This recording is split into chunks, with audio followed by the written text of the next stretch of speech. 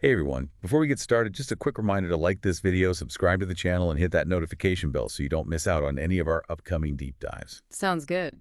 All right, so today we're taking a deep dive into something really crucial, especially if you're a UPSC aspirant, a student, or just someone who wants to be in the know. We're talking about India's natural and man-made disasters. Right. Understanding disasters, especially in a place as diverse and dynamic as India, it's really important if we want to make informed decisions and be proactive, about preparing for them. Absolutely. And it's really wild. When I was preparing for this deep dive, I came across this fact that blew my mind. Like, seriously, a third of India is prone to droughts. Wow, that's a pretty stark reminder of just how many challenges India faces when it comes to disasters. It's not just about, understanding each disaster on its own, but also seeing how they all kind of connect and make each other worse. It's a tangled web for sure, but let's try to untangle it bit by bit. I guess a good place to start is with the basics, right?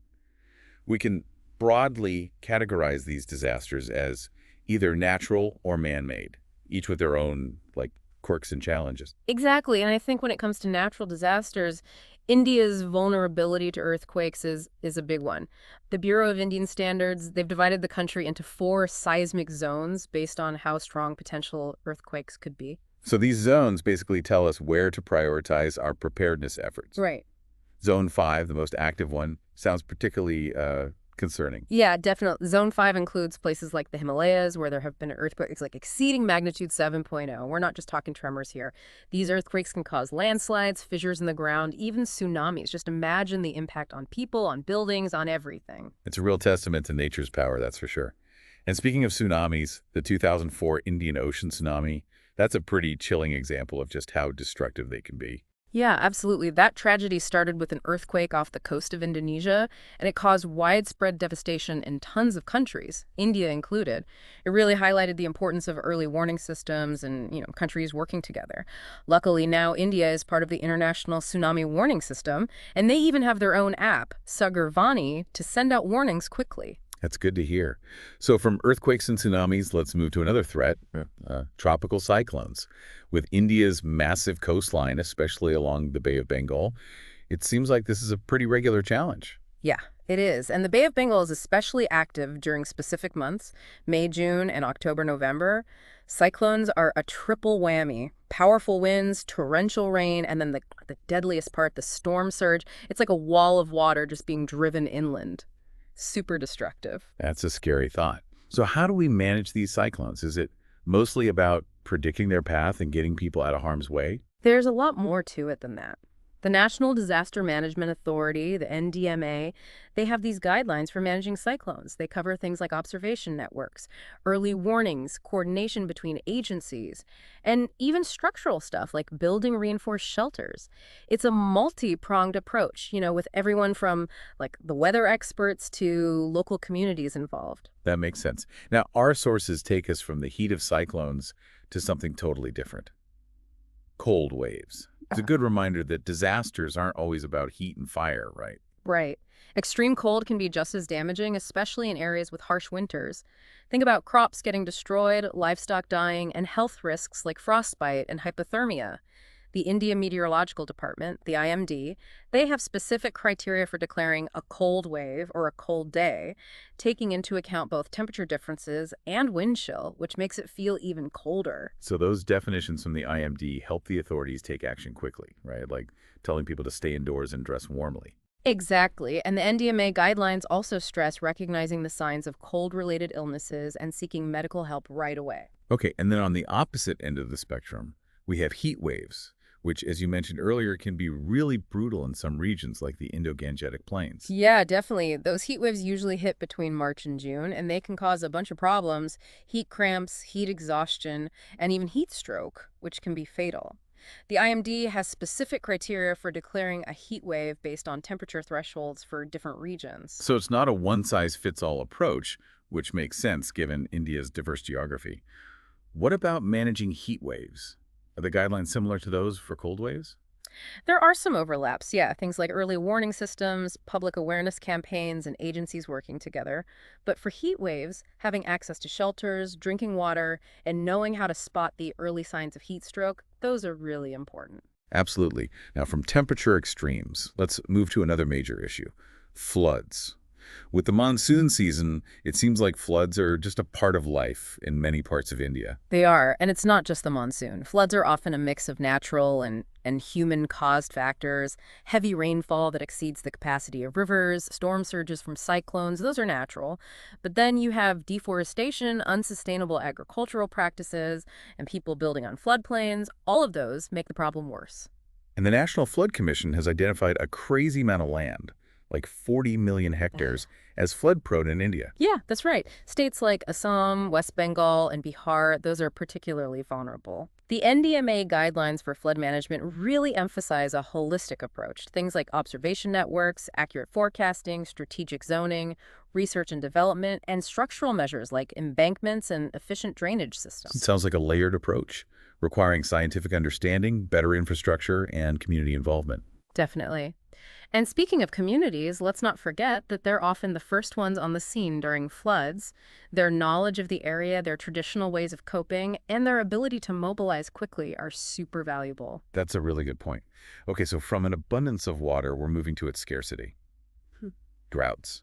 It surprised me to learn that there isn't actually a universally accepted definition of drought. Yeah, it's because droughts are really complex. It's not just about lack of rain, it's also about things like soil moisture, water availability, and even the socioeconomic situation. And as you mentioned earlier, a third of India is drought-prone. That's a huge part of the country. It is, and states like Rajasthan, Gujarat, and Maharashtra are especially vulnerable.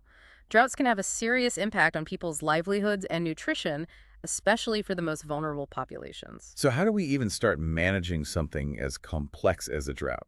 The NDMA guidelines stress a comprehensive approach.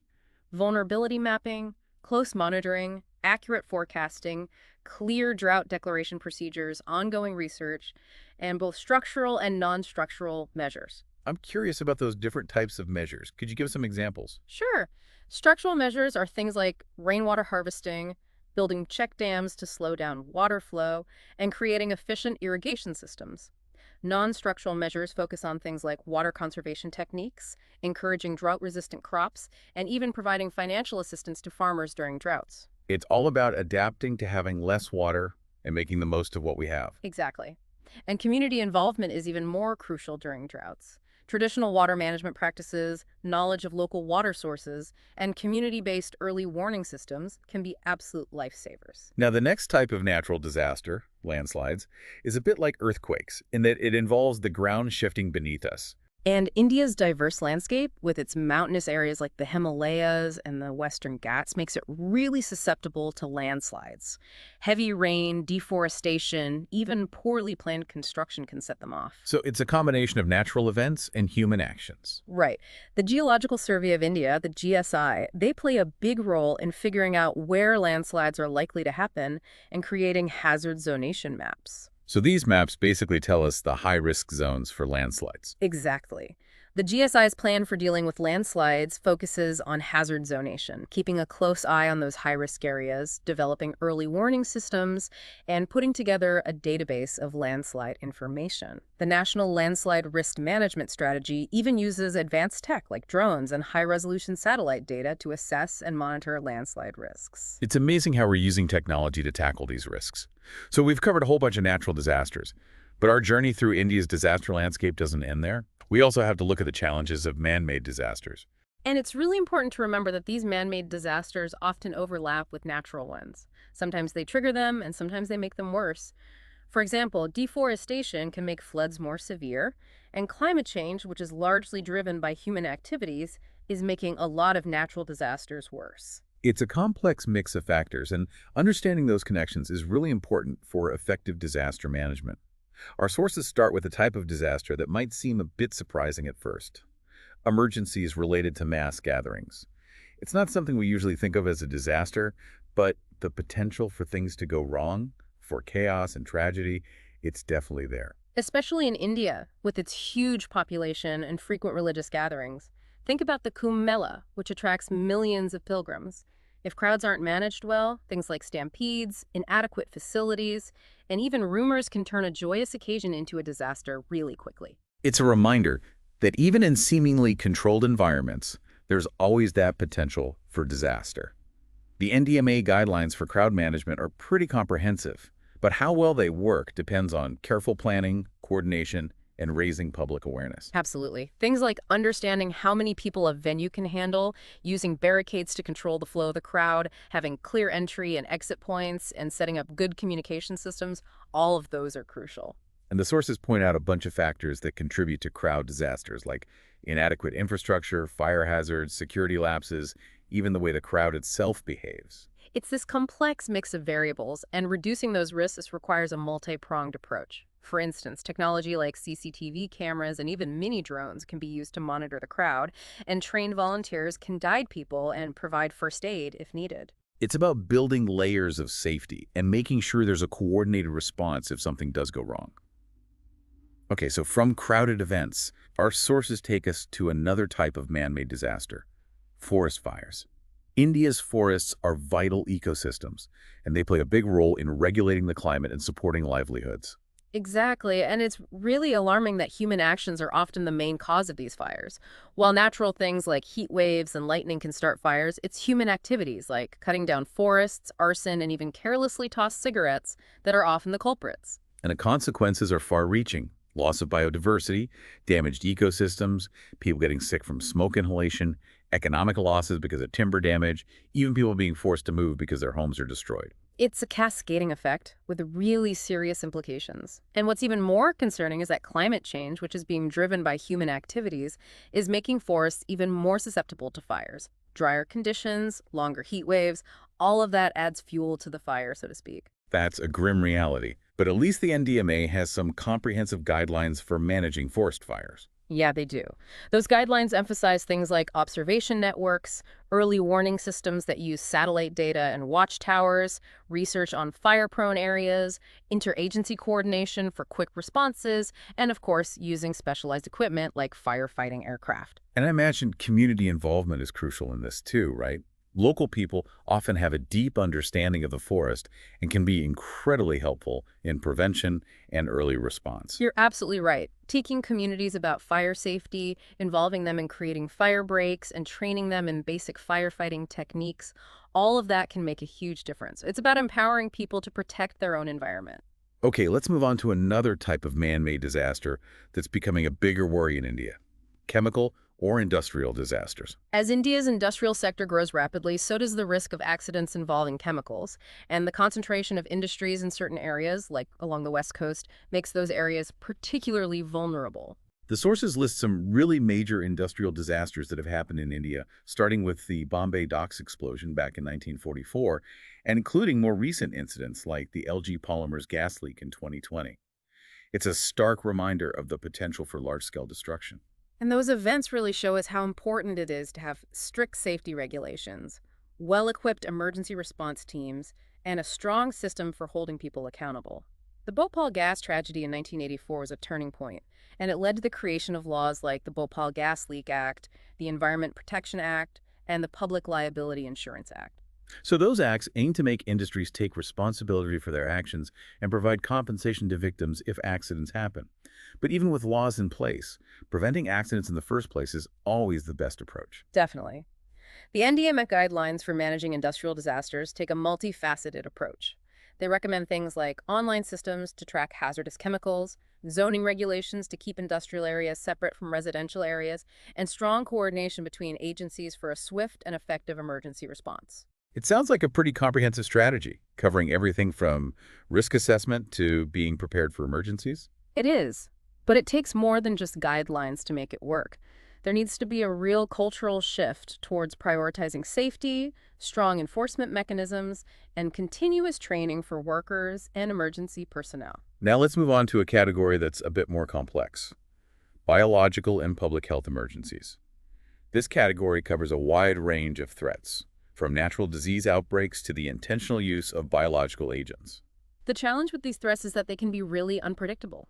A new virus can appear out of nowhere and spread super fast, as we've seen recently. India's large population and interconnectedness make it especially vulnerable to outbreaks. And the sources highlight the challenges of dealing with these new and unusual pathogens. Exactly. We need those high-security labs, trained staff, and robust surveillance systems to detect and respond to outbreaks quickly. What about the possibility of bioterrorism? It's a scary thought, but it's something we can't ignore in today's world. You're right.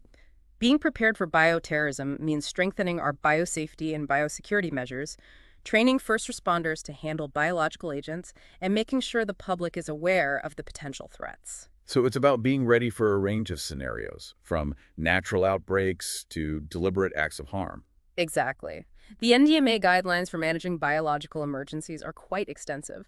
They cover everything from early warning systems and disease mapping to stockpiling essential medical supplies and setting up quarantine facilities. It's a reminder that in our interconnected world, a health threat anywhere can quickly become a global concern. Absolutely. And that's why it's more crucial than ever for countries to work together, share information, and coordinate their response efforts. Okay, let's move on to our last category of man-made disasters: nuclear and radiological emergencies. These are probably the most feared type of disaster because of their potential for widespread destruction, although thankfully, they're the least likely to occur. That's right. The chances of it happening are low, but the potential consequences are huge. The IAEA, the International Atomic Energy Agency, has a system for classifying these emergencies, and it ranges from accidents at nuclear power plants to the actual detonation of a nuclear weapon. So there's a whole spectrum of scenarios to consider. There is. And the NDMA guidelines for handling nuclear emergencies focus on a multi-layered approach. Things like radiation monitoring networks, communication systems to quickly send out warnings, designating safe shelters, and having medical plans in place for treating radiation injuries. It's about having a well-rehearsed plan, knowing how to react quickly and effectively if the unthinkable were to happen. Exactly. And public awareness is crucial too. Educating people about the risks, explaining what steps they can take to protect themselves, and setting up clear communication channels can really help minimize panic and save lives in a nuclear emergency. Okay, let's shift gears a bit and talk about something that's becoming increasingly relevant in the context of climate change: climate refugees. One thing to keep in mind is that the term climate refugee isn't actually officially recognized under international law. The definition of a refugee refers to someone fleeing persecution, not environmental disasters. However, the concept of people being displaced because of climate change is very real. So it's a complex issue with both legal and humanitarian dimensions. Our sources explain that while climate change itself might not directly force people from their homes, it can definitely make existing problems worse, leading to things like scarcity of resources, food insecurity, and conflict. Exactly. Imagine a region that's already struggling with a drought. Climate change can make that drought even worse, leading to failed crops, economic hardship, and eventually people being forced to leave in search of better living conditions. So it's a chain reaction, with climate change acting as a kind of threat multiplier. And even though the term climate refugee might not have official legal recognition yet, the UNHCR, the UN Refugee Agency, does recognize the connection between climate change and displacement. They're pushing for more support for those affected. Right. The Global Compact on Refugees, which was adopted by the UN in 2018, urges international cooperation to tackle this growing issue. For a country like India, with its extensive coastline, diverse ecosystems, and large population, the potential impact of climate change on displacement is significant. It really highlights that climate change isn't just an environmental problem, it's a humanitarian one with far-reaching consequences. Absolutely. And it underscores the need to be proactive to work on mitigating climate change, building resilience to its impacts, and supporting those who are already feeling its effects. Okay, from displacement caused by climate change, let's move to a type of disaster that's becoming increasingly common in India's rapidly growing cities: urban flooding. It's a problem we're seeing in cities all over the world, and India is no exception. And urban flooding is different from flooding in rural areas in a few key ways. Cities, with all their concrete and altered drainage patterns, are often poorly equipped to handle heavy rain. Water can build up really quickly, flooding streets, homes, and businesses. And our sources point out that the process of urbanization itself can actually make flooding worse. Right. Paved surfaces stop water from soaking into the ground, and the construction of buildings and roads often messes with the natural flow of water. So it's not just about how much rain falls, it's also about how cities are designed and how they interact with their natural surroundings. We've seen some devastating examples of urban flooding in recent years, like in Chennai in 2015 and Kochi in 2018. Those events are stark reminders of how vulnerable our cities can be. They are, and those events have shown us that we need better urban planning that considers the impacts of climate change. It's not just about building more roads and structures. It's about creating cities that can breathe, that can absorb rainwater, that can withstand extreme weather. So it's about moving beyond a purely engineering approach and taking a more holistic, nature-based approach to how we develop our cities. Exactly. And it's about recognizing that urban flooding isn't just a water management issue, it's also a social justice issue. Often the communities that are hit hardest by floods are the most vulnerable ones, the ones living in informal settlements or low-lying areas. It's about making sure that our disaster preparedness and mitigation efforts are inclusive and address the needs of all residents, regardless of their socioeconomic background. Absolutely.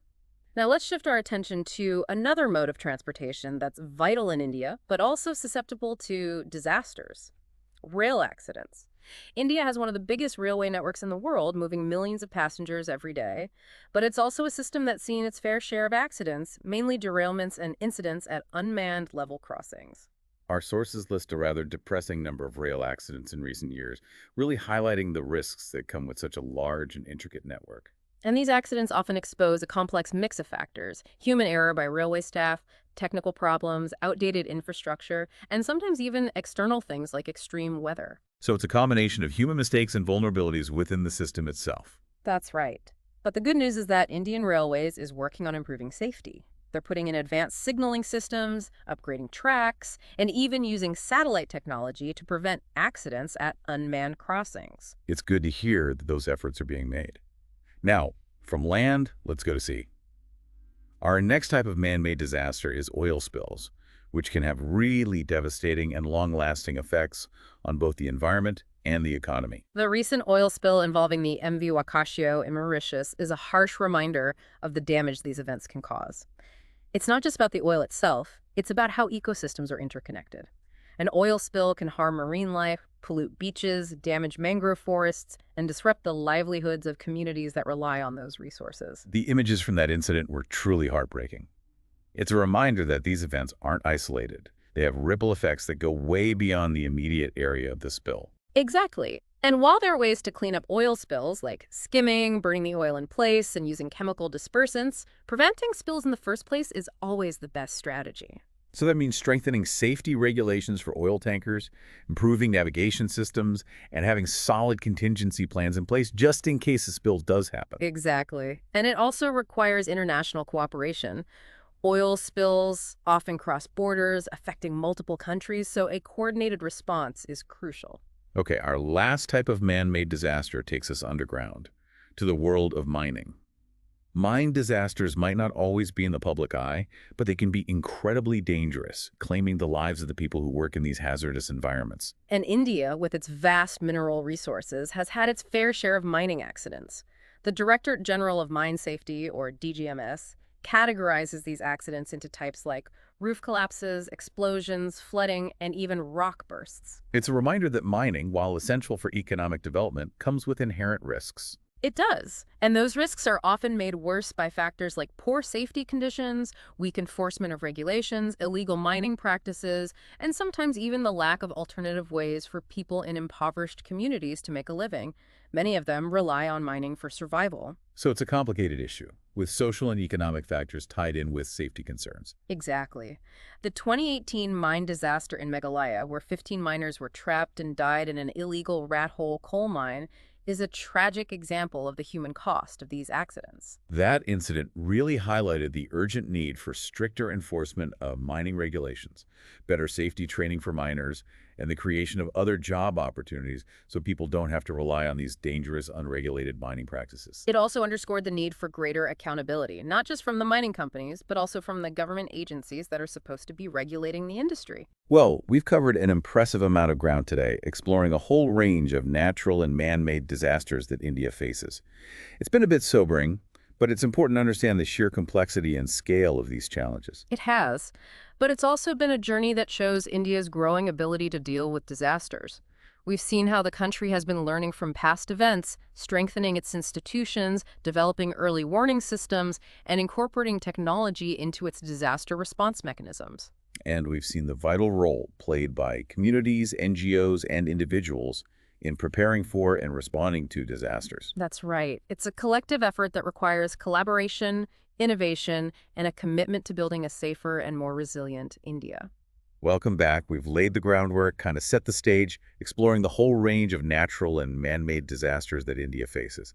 Now I think it's time to zoom in a bit and examine specific events, looking at what we can learn from them and how India's strategies for managing disasters have evolved over time. Yeah, I'm ready to get into the specifics. It's one thing to talk about types of disasters, but actually seeing how they play out in real life, that really brings it home, doesn't it? It does, absolutely. So let's start with an event that really tragically demonstrated the importance of careful crowd management, the stampede that happened at the Brahmaputra Pushkaram Festival in Andhra Pradesh in 2023. That incident where over 29 people lost their lives, it was just heartbreaking. A reminder of how quickly a joyous